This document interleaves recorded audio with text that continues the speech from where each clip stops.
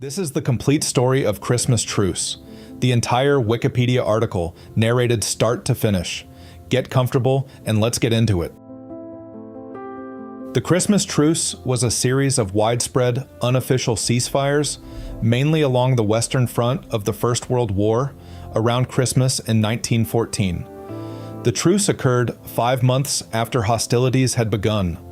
Lulls occurred in the fighting as armies ran out of men and munitions, and commanders reconsidered their strategies following the stalemate of the race to the sea and the indecisive result of the First Battle of Ypres. In the week leading up to 25 December, French, German, and British soldiers crossed trenches to exchange seasonal greetings and talk. In some areas, men from both sides ventured into no man's land on Christmas Eve and Christmas Day to mingle and exchange food and souvenirs. There were joint burial ceremonies and prisoner swaps, while several meetings ended in caroling. They also played football against each other. Hostilities continued in some sectors, while in others, the sides settled on little more than arrangements to recover bodies. The following year, a few units arranged ceasefires, but the truces were not nearly as widespread as in 1914. This was in part due to strongly worded orders from commanders prohibiting truces. Subsequently, soldiers themselves became less amenable to truce by 1916.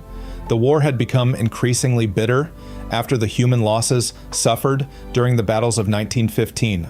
The truces were not unique to the Christmas period and reflected a mood of live and let live, where infantry close together would stop fighting and fraternize, engaging in conversation. In some sectors, there were occasional ceasefires to allow soldiers to go between the lines and recover wounded or dead comrades. In others, there was a tacit agreement not to shoot while men rested, exercised, or worked in view of the enemy. The Christmas truces were particularly significant due to the number of men involved and the level of their participation. Even in quiet sectors, dozens of men openly congregating in daylight was remarkable, and are often seen as a symbolic moment of peace and humanity amidst one of the most violent conflicts in human history. Background: during the first 8 weeks of World War I, French and British troops stopped the German attack through Belgium into France outside Paris at the First Battle of the Marne in early September 1914. The Germans fell back to the Aisne Valley, where they dug in. In the First Battle of the Aisne, the Franco-British attacks were repulsed, and both sides began digging trenches to economize on manpower and use the surplus to outflank to the north their opponents. In the race to the sea, the two sides made reciprocal outflanking maneuvers, and after several weeks, during which the British forces were withdrawn from the Aisne and sent north to Flanders, both sides ran out of room. By November, armies had built continuous lines of trenches running from the North Sea to the Swiss frontier. Before Christmas 1914, there were several peace initiatives. The Open Christmas Letter was a public message for peace addressed to the women of Germany and Austria, signed by a group of 101 British women's suffragettes at the end of 1914. Pope Benedict XV, on 7th of December 1914, had begged for an official truce between the warring governments. He asked that the guns may fall silent at least upon the night the angels sang, which was refused by both sides. Fraternisation. Fraternisation, peaceful and sometimes friendly interactions between opposing forces, was a regular feature in quiet sectors of the Western Front. In some areas, both sides would refrain from aggressive behavior, while in other cases, it extended to regular conversation or even visits from one trench to another. On the Eastern Front, Fritz Kreisler reported incidents of spontaneous truces and fraternization between the Austro-Hungarians and Russians in the first few weeks of the war. Truces between British and German units can be dated to early November 1914, around the time that the War of Maneuver ended. Rations were brought up to the front line after dusk, and soldiers on both sides noted a period of peace while they collected their food. By December 1st, a British soldier could record a friendly visit from a German sergeant one morning to see how we were getting on. Relations between French and German units were generally more tense, but the same phenomenon began to emerge. In early December, a German surgeon recorded a regular half-hourly truce each evening to recover dead soldiers for burial, during which French and German soldiers exchanged newspapers. This behavior was often challenged by officers. Lieutenant Charles de Gaulle wrote on December 7th of the lamentable desire of French infantrymen to leave the enemy in peace, while the commander of 10th Army, Victor d'Orbal, wrote of the unfortunate consequences when men become familiar with their neighbors opposite. Other truces could be forced on both sides by bad weather, especially when trench lines flooded, and these often lasted after the weather had cleared. The proximity of trench lines made it easy for soldiers to shout greetings to each other. This may have been the most common method of arranging informal truces in 1914. Men would frequently exchange news or greetings, helped by a common language. Many German soldiers had lived in England, particularly London, and were familiar with the language and the society. Several British soldiers recorded instances of Germans asking about news from the football leagues, while other conversations could be as banal as discussions of the weather or as plaintive as messages for a sweetheart. One unusual phenomenon that grew in intensity was music. In peaceful sectors, it was not uncommon for units to sing in the evenings, sometimes deliberately, with an eye towards entertaining or gently taunting their opposite numbers. This shaded gently into more festive activity. In early December, Sir Edward Hulse of the Scots Guards wrote that he was planning to organize a concert party for Christmas Day, which would give the enemy every conceivable form of song in harmony, in response to frequent choruses of Deutschland über alles. Christmas 1914. Roughly 100,000 British and German troops were involved in the informal cessations of hostility along the Western Front. The Germans placed candles on their trenches and on Christmas trees, then continued the celebration by singing Christmas carols. The British responded by singing carols of their own. The two sides continued by shouting Christmas greetings to each other. Soon thereafter, there were excursions across no man's land, where small gifts were exchanged, such as food, tobacco, alcohol, and souvenirs, such as buttons and hats. The artillery in the region fell silent. The truce also allowed a breathing spell, during which recently killed soldiers could be brought back behind their lines by burial parties. Joint services were held. In many sectors, the truce lasted through Christmas night, continuing until New Year's Day in others. On Christmas Day, Brigadier General Walter Congreve, commander of the 18th Infantry Brigade, stationed near Neuve-Chapelle, wrote a letter recalling that the Germans declared a truce for the day. One of his men bravely lifted his head above the parapet, and others from both sides walked onto no man's land. Officers and men shook hands and exchanged cigarettes and cigars. One of his captains smoked a cigar with the best shot in the German army, the latter no more than 18 years old.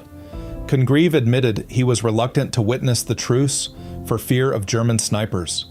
Bruce Bairnsfather, who fought throughout the war, wrote, "I wouldn't have missed that unique and weird Christmas Day for anything." I spotted a German officer, some sort of lieutenant, I should think, and being a bit of a collector, I intimated to him that I had taken a fancy to some of his buttons. I brought out my wire clippers and with a few deft snips, removed a couple of his buttons and put them in my pocket. I then gave him two of mine in exchange. The last I saw was one of my machine gunners, who was a bit of an amateur hairdresser in civil life, cutting the unnaturally long hair of a docile Boche, who was patiently kneeling on the ground whilst the automatic clippers crept up the back of his neck. Henry Williamson, a 19-year-old private in the London Rifle Brigade, wrote to his mother on Boxing Day, "Dear Mother, I am writing from the trenches. It is 11 o'clock in the morning. Beside me is a coke fire. Opposite me, a dugout. Wet. with straw in it. The ground is sloppy in the actual trench, but frozen elsewhere. In my mouth is a pipe presented by the Princess Mary. In the pipe is tobacco. Of course, you say. But wait. In the pipe is German tobacco. Haha, you say, from a prisoner or found in a captured trench. Oh dear, no, from a German soldier. Yes, a live German soldier from his own trench. Yesterday, the British and Germans met and shook hands in the ground between the trenches, and exchanged souvenirs, and shook hands. Yes, all day, Xmas Day. And as I write, marvelous, isn't it? Captain Sir Edward Hulse reported how the first interpreter he met from the German lines was from Suffolk, and had left his girlfriend in a 3.5 HP motorcycle. Hulse described a sing-song which ended up with Auld Lang Syne, which we all, English, Scots, Irish, Prussians, Württembergers, etc., joined in. It was absolutely astounding, and if I had seen it on a cinematograph film, I should have sworn that it was faked. Captain Robert Miles, King's Shropshire Light Infantry, who was attached to the Royal Irish Rifles, recalled in an edited letter that was published in the Daily Mail, in the Wellington Journal and Shrewsbury News in January 1915, following his death in action on 30th of December 1914. Friday, Christmas Day. We are having the most extraordinary Christmas Day imaginable. A sort of unarranged and quite unauthorized, but perfectly understood and scrupulously observed truce exists between us and our friends in front. The funny thing is, it only seems to exist in this part of the battle line. On our right and left, we can all hear them firing away as cheerfully as ever. The thing started last night, a bitter, cold night, with white frost.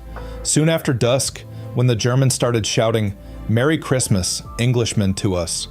Of course our fellows shouted back, and presently, large numbers of both sides had left their trenches, unarmed, and met in the debatable, shot-riddled, no man's land between the lines. Here the agreement, all on their own, came to be made that we should not fire at each other until after midnight tonight. The men were all fraternizing in the middle. We naturally did not allow them too close to our line, and swapped cigarettes and lies in the utmost good fellowship. Not a shot was fired all night. Of the Germans, he wrote, they are distinctly bored with the war. In fact, one of them wanted to know what on earth we were doing here fighting them. The truce in that sector continued into Boxing Day. He commented about the Germans. The beggars simply disregard all our warnings to get down from off their parapet, so things are at a deadlock. We can't shoot them in cold blood. I cannot see how we can get them to return to business. On Christmas Eve and Christmas Day, 24 and 25 December 1914, Alfred Anderson's unit of the 1st 5th Battalion of the Black Watch was billeted in a farmhouse away from the front line. In a later interview, 2003, Anderson, the last known surviving Scottish veteran of the war, vividly recalled Christmas Day and said, "I remember the silence, the eerie sound of silence. Only the guards were on duty. We all went outside the farm buildings and just stood listening. And of course, thinking of people back home. All I'd heard for 2 months in the trenches was the hissing, cracking, and whining of bullets in flight, machine gun fire, and distant German voices. But there was a dead silence that morning, right across the land as far as you could see. We shouted Merry Christmas, even though nobody felt merry. The silence ended early in the afternoon, and the killing started again. It was a short peace in a terrible war. A German lieutenant, Johannes Niemann, wrote, "Grabbed my binoculars and looking cautiously over the parapet, saw the incredible sight of our soldiers exchanging cigarettes, schnapps, and chocolate with the enemy." General Sir Horace Smith-Dorrien, commander of the Second Corps, issued orders forbidding friendly communication with the opposing German troops. Adolf Hitler, a corporal in the 16th Bavarian Reserve Infantry, was also an opponent of the truce. In the common sector of the front, there was an early fraternization between German and French soldiers in December 1914 during a short truce, and there are at least 2 other testimonials from French soldiers of similar behavior in sectors where German and French companies opposed each other. Gervais Morillon wrote to his parents, "The Boches waved a white flag and shouted, 'Camarades, camarades, rendezvous.' When we didn't move, they came towards us unarmed, led by an officer. Although we are not clean, they are disgustingly filthy. I am telling you this, but don't speak of it to anyone. We must not mention it, even to other soldiers." Gustave Berthier wrote, "On Christmas Day, the Boches made a sign showing they wished to speak to us. They said they didn't want to shoot. They were tired of making war. They were married like me. They didn't have any differences with the French, but with the English. On the Yser front, where German and Belgian troops faced each other in December 1914, a truce was arranged at the request of Belgian soldiers who wished to send letters back to their families over the German-occupied parts of Belgium. Football matches. Many accounts of the truce involve 1 or more football matches played in no man's land. This was mentioned in some of the earliest reports, with a letter written by a doctor attached to the Rifle Brigade, published in the Times on 1st of January 1915, reporting a football match played between them and us in front of the trench. Similar stories have been told over the years, often naming units or the score. Some accounts of the game bring in elements of fiction by Robert Graves, a British poet and writer, and an officer on the front at the time who reconstructed the encounter in a story published in 1962. In Graves's version, the score was 3-2 to the Germans. The truth of the accounts has been disputed by some historians.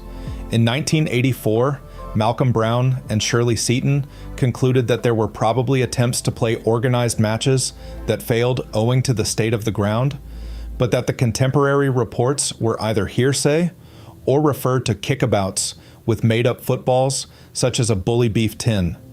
Chris Baker, former chairman of the Western Front Association and author of The Truce, The Day the War Stopped, was also skeptical, but says that although there is little evidence, the most likely place that an organized match could have taken place was near the village of Messines. There are 2 references to a game being played on the British side, but nothing from the Germans. If somebody one day found a letter from a German soldier who was in that area, then we would have something credible. Lieutenant Kurt Zamisch of the 134th Saxon Infantry Regiment said that the English brought a soccer ball from their trenches, and pretty soon a lively game ensued. How marvelously wonderful, yet how strange it was. In 2011, Mike Dash concluded that there is plenty of evidence that football was played that Christmas Day, mostly by men of the same nationality, but in at least 3 or 4 places between troops from the opposing armies. Many units were reported in contemporary accounts to have taken part in games. Dash listed the 133rd Royal Saxon Regiment pitched against Scottish troops, the Argyll and Sutherland Highlanders against unidentified Germans, with the Scots reported to have won 4-1. The Royal Field Artillery against Prussians and Hanovers near Ypres, and the Lancashire Fusiliers near Le Touquet, with the detail of a bully beef ration tin as the ball. One recent writer has identified 29 reports of football, though does not give substantive details. Colonel J.E.B. Seeley recorded in his diary for Christmas Day that he had been invited to football match between Saxons and English on New Year's Day. But this does not appear to have taken place. Eastern Front. On the Eastern Front, the first move originated from Austro-Hungarian commanders at some uncertain level of the military hierarchy. The Russians responded positively, and soldiers eventually met in no man's land. Austrian junior doctor Joseph Thomann recorded the Russian goodwill outside the town of Przemyśl. On Christmas morning, our scouts found 3 Christmas trees the Russians had left in no man's land, with notes that said something like, "We wish you, the heroes of Przemyśl, a Merry Christmas, and hope we can come to a peaceful agreement as soon as possible." On Christmas Day, they neither attacked nor fired. Public awareness. The truces were not reported for a week, eventually being publicized to the masses when an unofficial press embargo was broken by the New York Times, published in the neutral United States on 31st December. The British papers quickly followed, printing numerous first-hand accounts from soldiers in the field, taken from letters home to their families, and editorials on one of the greatest surprises of a surprising war. By 8th January 1915, pictures had made their way to the press, and the Mirror and Sketch printed front-page photographs of British and German troops mingling and singing between the lines. The tone of the reporting was strongly positive, with the Times endorsing the lack of malice felt by both sides, and the Mirror regretting that the absurdity and the tragedy would begin again. Author Dennis Winter argues that then, the censor had intervened to prevent information about the spontaneous ceasefire from reaching the public, and that the real dimension of the truce only really came out when Captain Chudley in the Telegraph wrote after the war. Coverage in Germany was less extensive than that of the British press, while in France, press censorship ensured that the only word that spread of the truce came from soldiers at the front or first-hand accounts told by wounded men in hospitals. The press was eventually forced to respond to the growing rumors by reprinting a government notice that fraternizing with the enemy constituted treason. In early January, an official statement on the truce was published, claiming it was restricted to the British sector of the front and amounted to little more than an exchange of songs, which quickly degenerated into shooting. The press of neutral Italy published a few articles on the events of the truce, usually reporting the articles of the foreign press. On 30th of December 1914, Corriere della Sera printed a report about fraternization between the opposing trenches. The Florentine newspaper La Nazione published a first-hand account about a football match played in no man's land. In Italy, the lack of interest in the truce was probably due to the occurrence of other events, such as the Italian occupation of Vlora, the debut of the Garibaldi Legion on the front of the Argonne, and the earthquake in Avezzano. Later truces in WWII. After 1914, sporadic attempts were made at seasonal truces. On the Western Front, for example, a German unit attempted to leave their trenches under a flag of truce on Easter Sunday, 1915, but were warned off by the British opposite them. At Easter 1915, on the Eastern Front, there were truces between Orthodox troops of opposing sides. The Bulgarian writer Jordan Yovkov, serving as an officer near the Greek border at the Mesta River, witnessed one. It inspired his short story, Holy Night, translated into English in 2013 by Krastu Banayev. In November, a Saxon unit briefly fraternized with a Liverpool battalion. On 24th of May 1915, Australian and New Zealand Army Corps, ANZAC, and troops of the Ottoman Empire at Gallipoli agreed to a 9-hour truce to retrieve and bury their dead, during which opposing troops exchanged smiles and cigarettes. In December 1915, there were orders by the Allied commanders to forestall any repeat of the previous Christmas truce. Units were encouraged to mount raids and harass the opposing line, whilst communicating with the enemy was discouraged by artillery barrages along the front line throughout the day. A small number of brief truces occurred despite the prohibition. On the German side, a general order from 29th of December 1914 already forbade fraternization with the enemy, warning German troops that every approach to the enemy will be punished as treason. Richard Sherman from Altena, North Rhine-Westphalia, Germany, the founder of the Jugendherberge and a soldier in a German regiment holding a position on the Bernhardstein, one of the Vosges Mountains, wrote an account of events in December 1915. When the Christmas bells sounded in the villages of the Vosges behind the lines, something fantastically unmilitary occurred. German and French troops spontaneously made peace and ceased hostilities. They visited each other through disused trench tunnels and exchanged wine, cognac and cigarettes for pumpernickel, Westphalian black bread, biscuits, and ham. This suited them so well that they remained good friends even after Christmas was over. He was separated from the French troops by a narrow no-man's land and described the landscape strewn with shattered trees, the ground plowed up by shellfire, a wilderness of earth, tree roots, and tattered uniforms. Military discipline was soon restored, but Sherman pondered over the incident and whether thoughtful young people of all countries could be provided with suitable meeting places where they could get to know each other. He founded the German Youth Hostel Association in 1919.